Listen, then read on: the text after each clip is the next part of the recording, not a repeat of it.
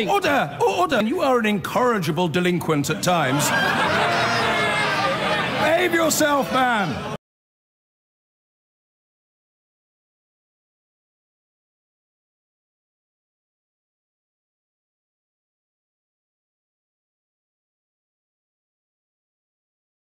Now, having been holed up in the Ecuadorian embassy in London for over 5 years, you'd think the last place Wikileaks founder Julian Assange would want to go is to yet another embassy. But it's emerged that Wikileaks lobbied the Trump campaign to get them to publicly endorse Julian Assange as a candidate to be Australia's next ambassador in Washington, D.C. The messages were released to a US congressional committee which is investigating alleged Russian meddling in the US presidential election. Here's our chief correspondent, Alex Thompson. So another wiki storm is breaking over the White House. Leaked evidence now apparently showing that WikiLeaks attempted to influence the US election campaign, and the president's son not only listened, responded, but acted upon it. It's the height of the presidential campaign. Donald J. Trump universally expected to lose. The record now shows his son, DJT Jr., was willing to grab any lifeline, including WikiLeaks. And Julian Assange's Hackers Clearinghouse sent Trump Jr. information about an anti-Trump site about to launch. Trump Jr. responded. Off the record, I don't know who that is, but I'll ask around. Thanks. Okay, but what's the big deal? Well, it's this. Some have suggested on the left that all this bad stuff about Hillary, nothing bad about Trump, that your campaign is in cahoots with WikiLeaks. Nothing could be further from the truth. Well, today Trump Jr. has been on damage limitation, tweeting screenshots of his involvement with WikiLeaks' apparent attempt to smear the Clinton campaign. Here is the entire chain of messages with WikiLeaks, with my whopping 3 responses, which one of the congressional committees has chosen to selectively leak. How ironic. But the emails also show WikiLeaks attempting to influence Trump campaign tactics, advising, via his son, that Trump should refuse to accept the result if he lost to Clinton. The following message from WikiLeaks to Donald Trump Jr. on Election Day itself, November the 8th, 2016.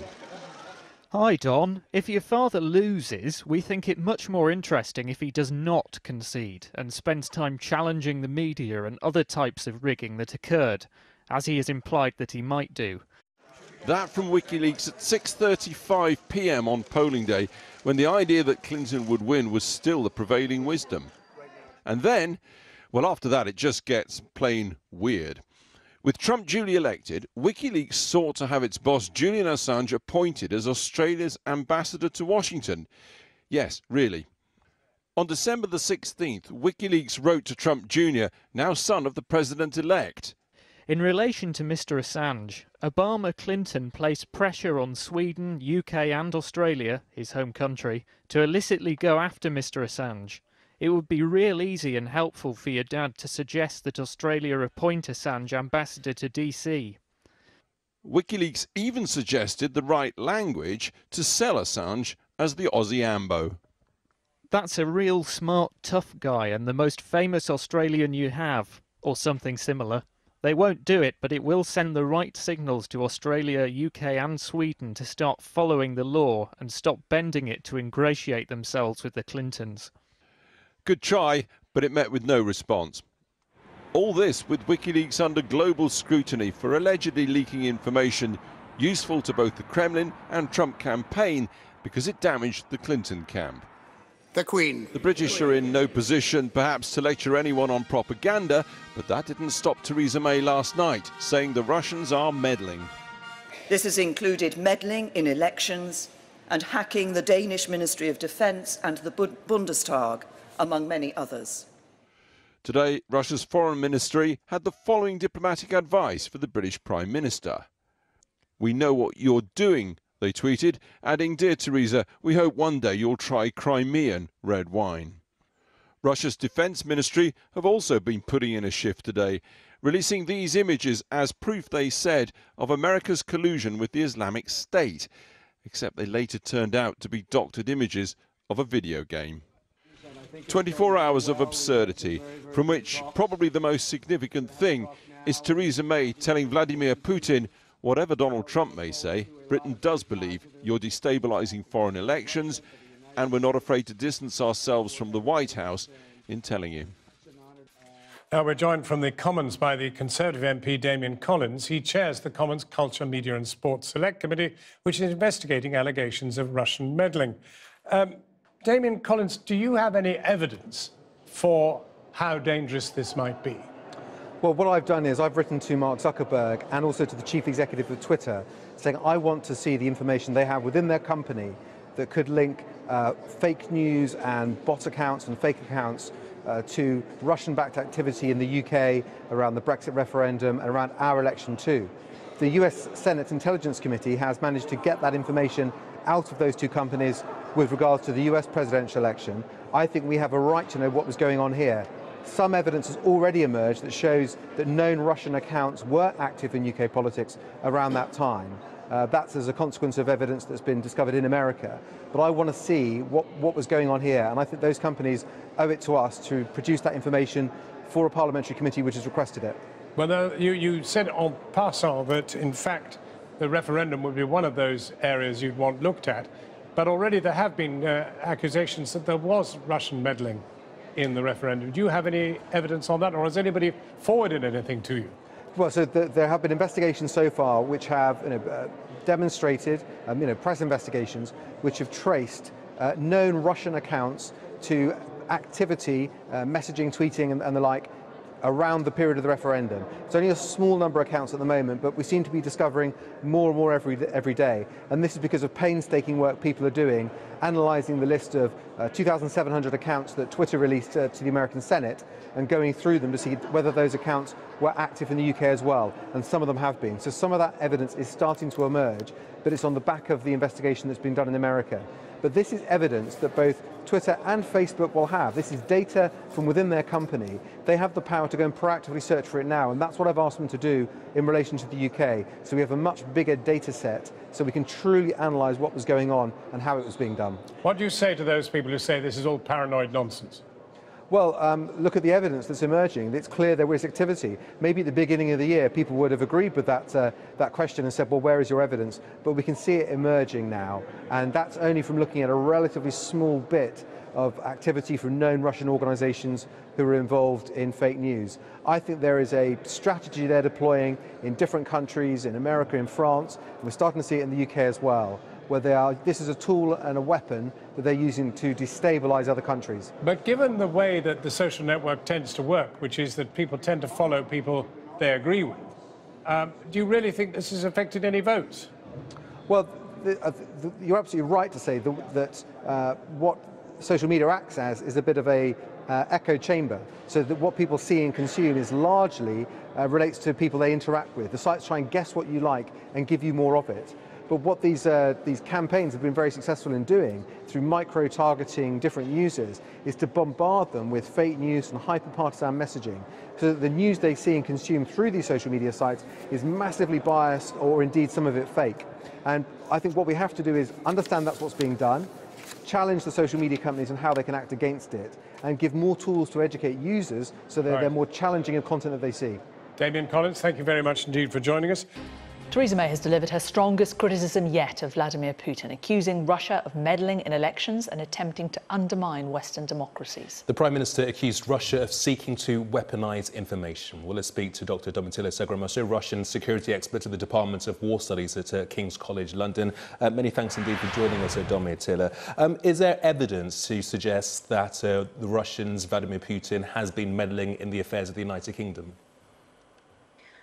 There was some evidence, which I personally haven't been able to prove, that the Russians had been involved in the Brexit referenda debate. So there might be a reason why the British government is getting worried, but I think in this case it is probably more related to events in Spain and the involvement that actors close to the Russian government have had in promoting a particular line in Catalonia as a result of events there and the referendum that was held by the separatists on the 1st of October. Not just events in Spain, in Germany and French too. There have been allegations that Russian agents on behalf of the Kremlin have been trying to affect the outcome of both those elections.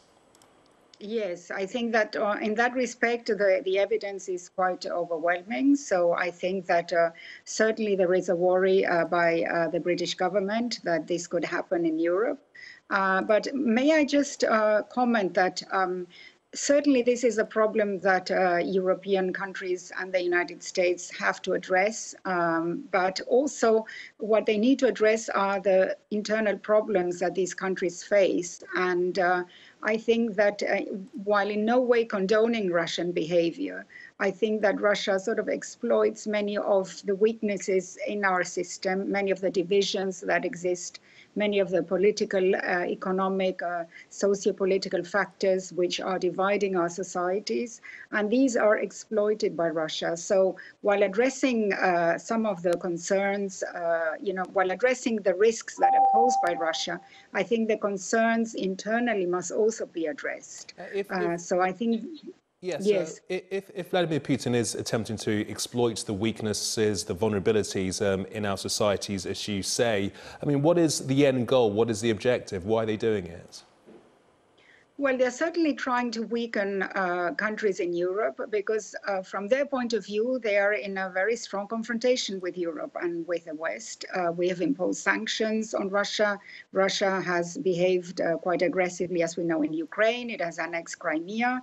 As a result, we have introduced very severe sanctions, and the Russian government has all intents of putting an end to these sanctions and normalizing relations with the West, hopefully, so that the West would also recognize these changes in Ukraine.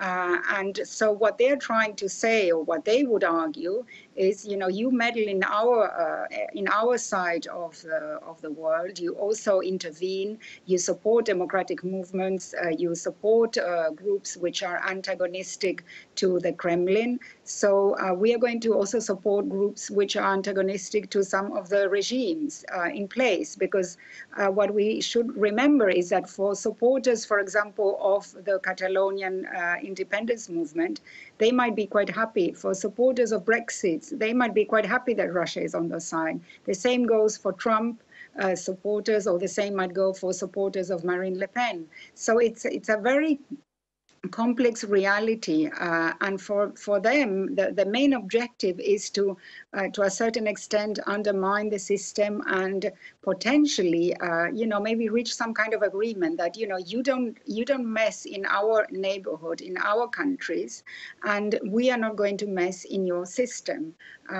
So it's really an attempt to show that they can also create problems, and of course they are going to support those regimes or those centers of power which are supportive of good relations with the Kremlin.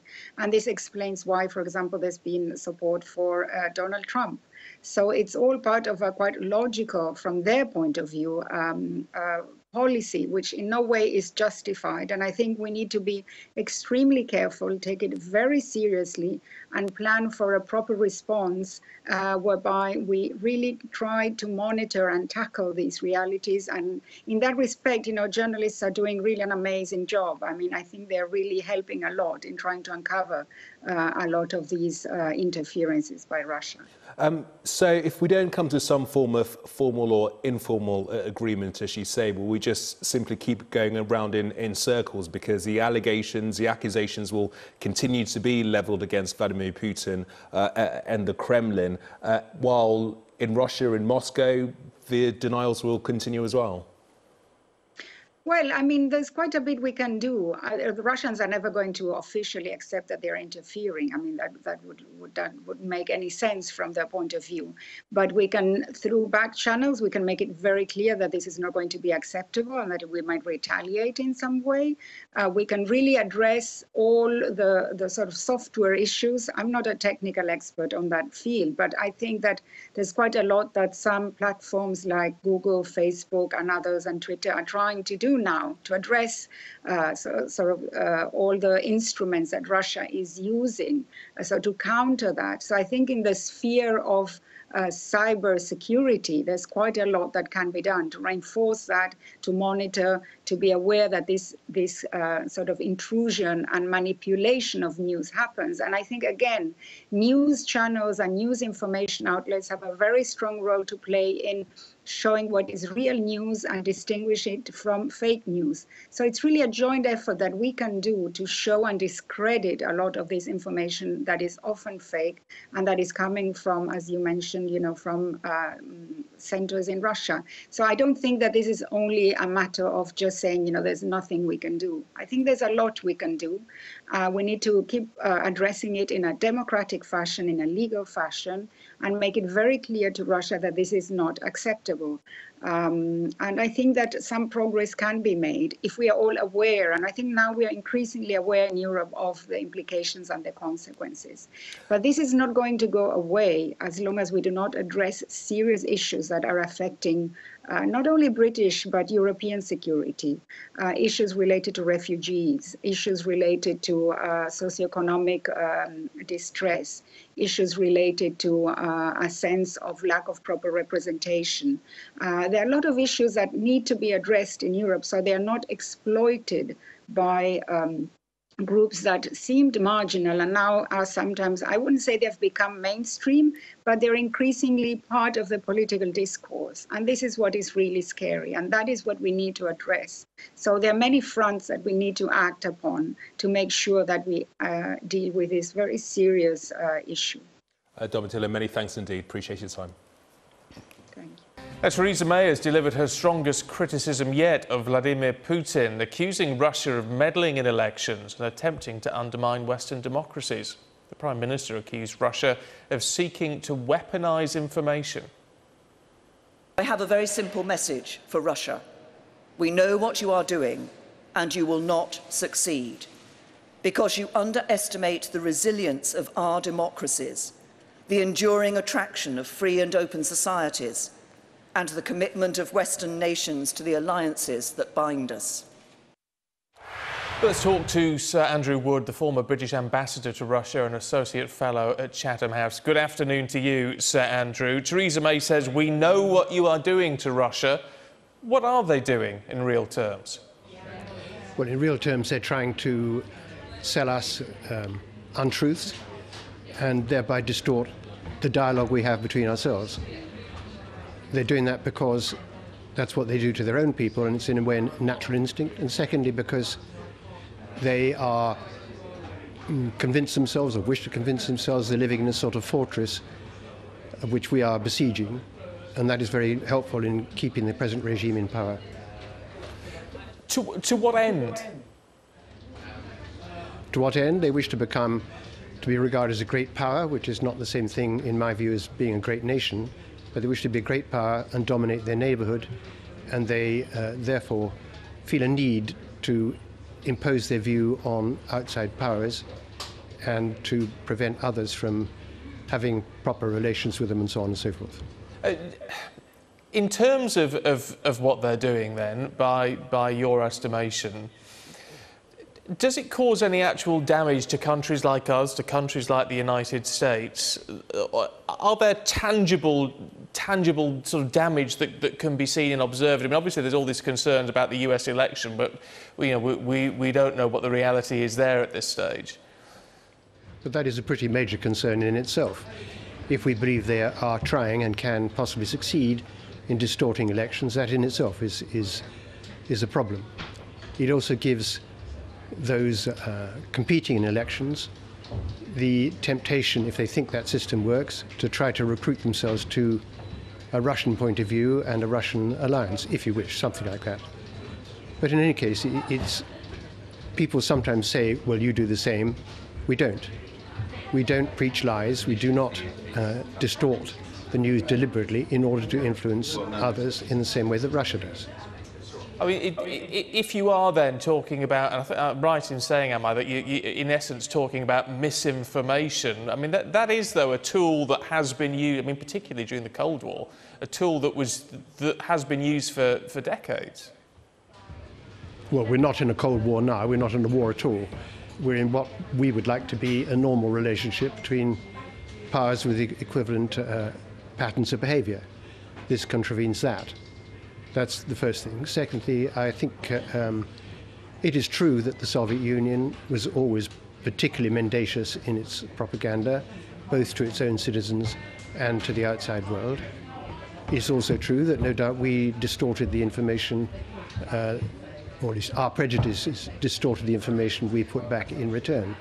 I do not think, however, there is a pattern of consistent lying and distorting of truth for the sake of manipulating power. That is a different thing. It's interesting that today, actually, a recently retired British general has been talking to the Defence Select Committee, General Sir Richard Barrons, and he warned, he's concerned about the state of the military, but he said the UK may not be able to defend itself against enemies such as Russia. Now, is that how we're viewing Russia now, as an enemy? I would rather put it the other way around, that Russia views us as an enemy rather than we viewing it as an enemy. We are wary of Russia because of the actions it takes. We could have good relations if it took different actions, such as invading its neighbours or seizing pieces of their territory. That's dangerous. In terms of what Theresa May said, you know, we know what you're doing. We are prepared to take steps against it. Do we have any idea what those steps would be? Well, the first step is to tell the truth and to expose what is being done and to make people therefore more widely aware of it. Secondly, the thing we have to do is to keep track of such efforts. We have to keep track of their military dispositions. We have to try to guess or estimate as best we can what their future patterns of behavior would be and to take account of that in coming to our own policies. That's one side. Another side is to make it clear that it's not the Russians or Russia itself we regard ourselves as having to deal with. It is the regime that is currently in charge of Russia, which has changed and become more assertive, more aggressive even than it has been in the past. Forgive me for interrupting, Sir Andrew, but is there danger in all of this, in trying to shame Russia into changing its behaviour, or the administration of changing its behaviour, because of obviously the energy provision that they have, the reliance we have on them along with China in dealing with regimes like North Korea? We've got to do some things to keep them on side diplomatically, haven't we? I don't think there's any question of shaming, and on the whole this regime is beyond shame. But you can have a perfectly good relationship with a country while still making it clear you do not like some of the things they appear to be trying to do. You can have a better relationship with a country, in fact, if you are honest about it. There's nothing that we have said or done which precludes cooperation over the issue of North Korea or China or whatever you wish. That's a matter of building good relations by having solid, realistic things to do together. So Andrew, appreciate your time. Thank you. For months now, we've gazed at the US as it deals with apparent Russian interference in its political affairs. Well, as we tend to do what the Americans do, but with a lag, it was only a matter of time before concern about Russian meddling would come here.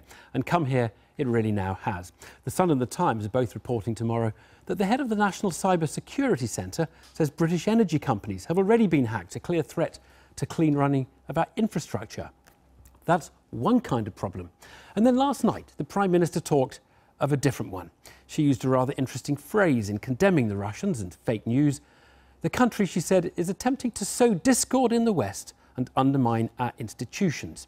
In short, Russia has no agenda, but is just trying to cause trouble. It's a rebel country without a cause. Now, you might say, why worry about Russian election lies? We can do plenty of that for ourselves. But we are divided enough at the moment without Russia stirring things up. So how worried should we be? Here's our diplomatic editor, Mark Urban.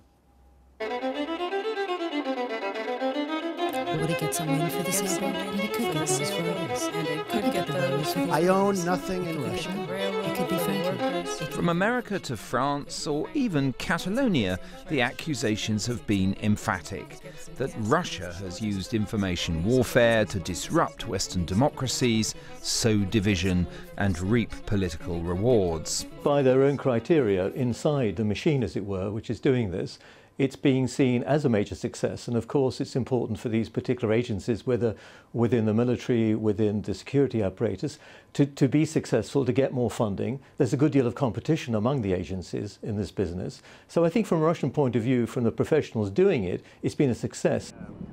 But how does Britain fit into this? This week it emerged that messages like this one on Twitter had come from a bot or automated account. It was linked to Russia and intended to divide Britons and stoke prejudice against Muslims. Russia has perfected the art of driving wedges into the existing crux of political systems of their adversaries.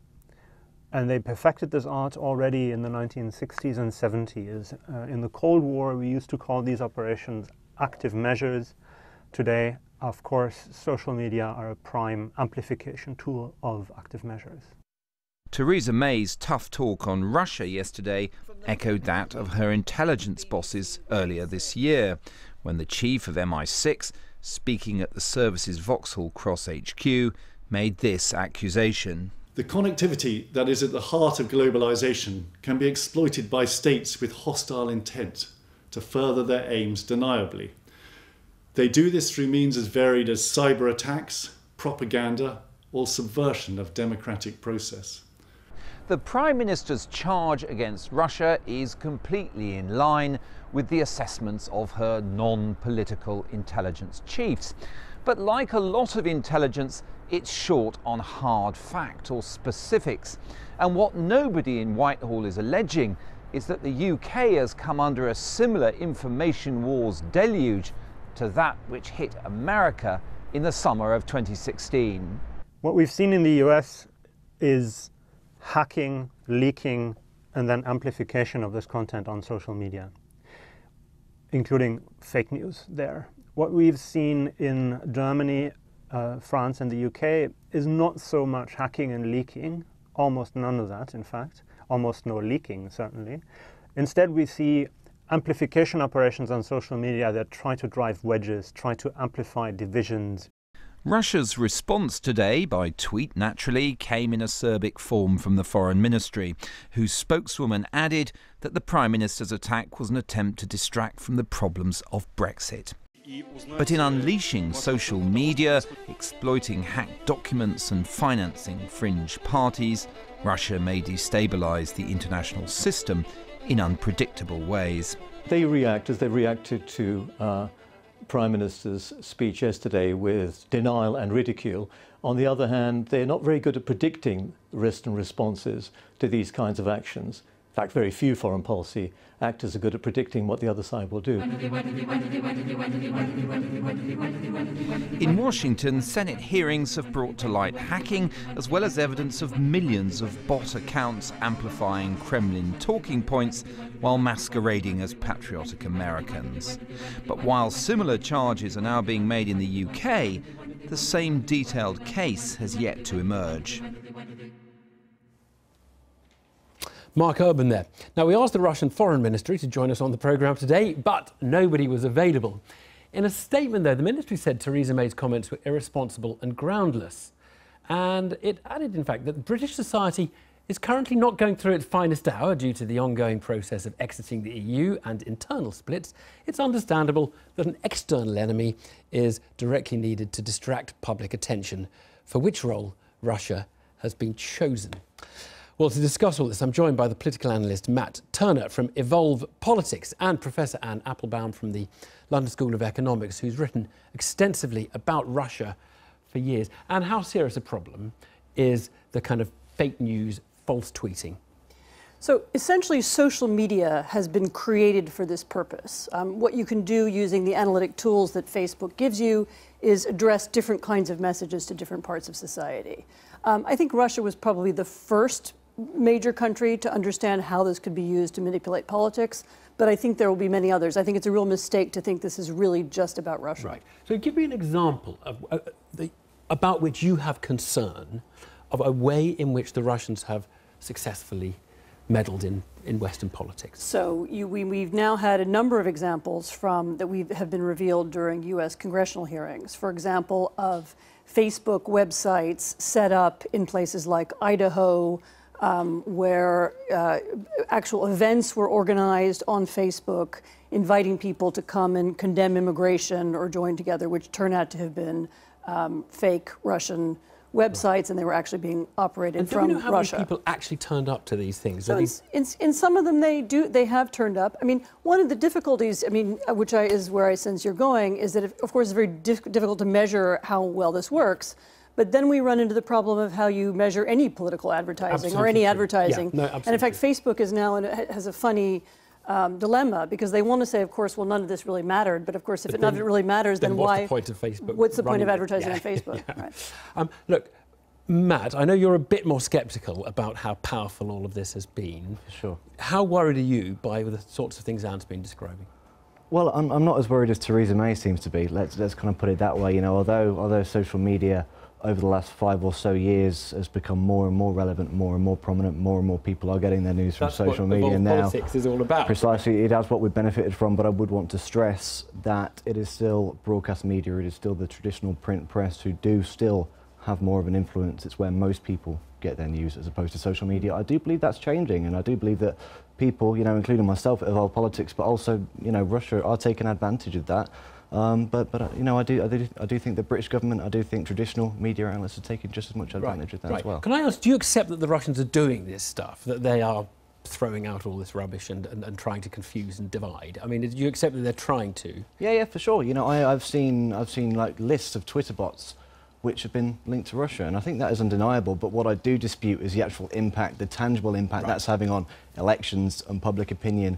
I mean, if you kind of look at studies done on social media, it does kind of specify that it increases the intensity of political engagement as opposed to actually changing public opinion. You see, because and my initial starting point would be that the people who believe the anti-immigration message that comes from one tweet are the people who already believe that message. You're not going to convert people with this kind of stuff. Well, there are a couple of things. I mean, one is that nowadays, of course, social media often becomes broadcast media or leads to mainstream media stories, so it's very tricky to separate them. So it's not as if, you know, it's only the people reading social media who are affected. I mean, Trump, for example, the President Trump tweets, and most people learn about his tweets because they're on television. So that's a way in which they get across. And also, I think it's important to understand that the Russian method, which, as I said, is not blindingly original, is to identify these very passionate and very obsessed groups, which exist and which can now be found through social media analytics, and then to increase their energy, increase their passion, persuade them to vote, persuade them to get their friends to vote, and then actually, on the other hand, persuade others not to vote. And so we know that they were using these fake Black Lives Matters Facebook pages in the United States to persuade potential Hillary Clinton voters not to vote. And I don't think anybody's claiming that they have changed our way of thinking. Or this is a way of finding out what social divisions already exist, working with them, and then exacerbating them. Right. I mean, Matt, there is an argument that people have used that these have interfered in elections, Brexit and Trump. Right. And I suppose some will say that that's just an excuse by people who lost those elections. Sure, yeah. That's something which I would agree with. You know, I think deep down it is an excuse, and it's a hyperbolic one at that. To be honest with you, I think that, you know, much more of a reason as to why, for example, the Clinton campaign lost and the Remain campaign lost, were that their campaigns were, to be honest with you, so dire in the first place. And I do honestly think that this is it's really, really kind of dangerous territory here when we go into using the term Russia as a catch-all phrase to kind of justify the fact that we should show kind of, what's the word, trust in our currently, you know, inept leaders, inept candidates, when in reality they're just covering their own tracks. Can I just ask you, in terms of what we should do about this, I mean, Anne, Isn't the best thing to do about this just to try and educate everybody not to believe everything they see online, particularly a Twitter account where the person doesn't have an ordinary name or an ordinary picture of themselves? Oh, I think we're just at the beginning of understanding how this works. I mean, think of the invention of the printing press in the 15th century and how much that changed politics and religion and relationships between nations. Over a number of years. I think we're at the beginning of a process like that now, where this is going to change everything really about the way our institutions work. So yes, at the beginning, one of the solutions is going to be media literacy, teaching people to understand it. Down the line, beginning to understand how these divisive campaigns work and finding antidotes, things that unify people. Do you at least entirely agree on that? Well, I think the trouble which we have here is, essentially people are already combating it themselves. It hasn't impacted the election in the first place. And the kind of snobbish insinuation that people are almost too stupid to realise and they're going to take notice of a Russian Twitter bot and suddenly change their mind, I think, again, that kind of inference is one of the main reasons why people have lost trust in establishment politicians in the first place, the insinuation that people don't know what they want and that they can't control that. Thank you both, Matt. Thanks. So let's stay with the Sun, shall we, if I go to that. And in fact, a story by you, Tom, up the top there. Russia, accused last night by Theresa May of meddling in democracy, now accused of hacking into the national grid. Yes, Times also have this story tomorrow, just in case you thought this was a pathetic attempt to try and puff my insubstantial journalism tomorrow. Take the opportunity while it presents Well, all right then, Anna. If you insist, some have... Go on. The story itself is actually very important and serious. The director of the National Cyber Security Agency is tomorrow morning going to make a speech in which he will confirm for the first time that Russia hacked into the UK energy grid. At some stage over the summer, no damage was caused and the Russian infiltration was stopped and thrown out. But the idea, we understand, was for Russia to penetrate the grid and then at some later stage, months, years' time, create immense havoc, potentially blackouts, or certainly have the ability to threaten to do that. Also, Kieran Martin will tomorrow say that precisely the same thing happened with the telecommunications companies, perhaps something like BT. But Russia we don't know penetrated which ones, that. We don't know which ones. Right. And similar to media companies. They broke into media companies' sites and actually did bring down some media websites with the denial of service attacks, where you basically bombard the websites with asks to the point that it can't support the traffic and it crashes. So real examples of real Russian hacking doing actual damage and running the potential to cause extreme damage to the national infrastructure. And we say, and I think rightly, that this is the greatest actual threat Russia has posed to Britain since the end of the Cold War in, 1991? Meanwhile, both The Guardian and The Times talk about the propaganda efforts of what looks like hackers linked to Russia. 45,000 tweets sent out, pro-Brexit tweets effectively, peaking on the referendum itself.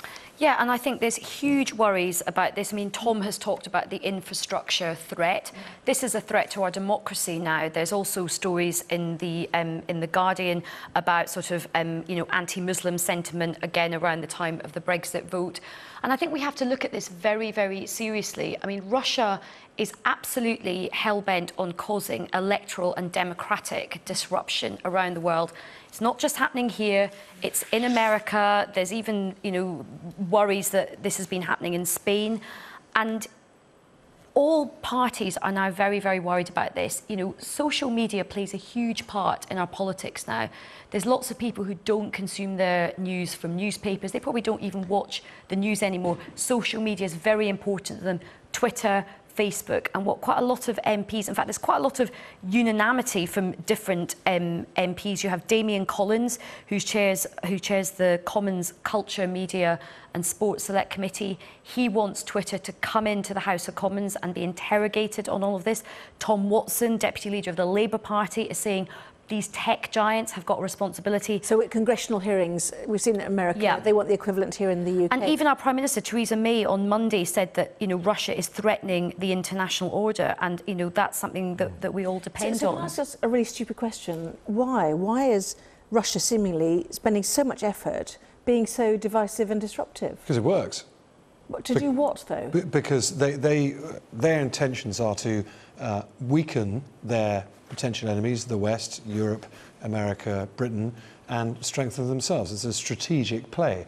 And by causing division, sowing discord, and, in their view, breaking up big international bodies that have posed them threats in the past, such as the EU, they consider them stronger and us weaker. That's why they, fought very much for Brexit by all this sort of, cyberbot stuff. Obviously, the Brexiteers would disagree, would have that effect.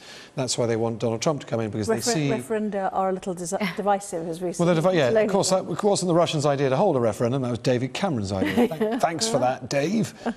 So what they are doing, though, however, whether it's Brexit, whether it's Trump, or other things, Catalonia, and also they try very hard to hack the French presidential election. They tried hard, fought for Marine Le Pen with their bots against Macron. That one obviously didn't work because Macron won.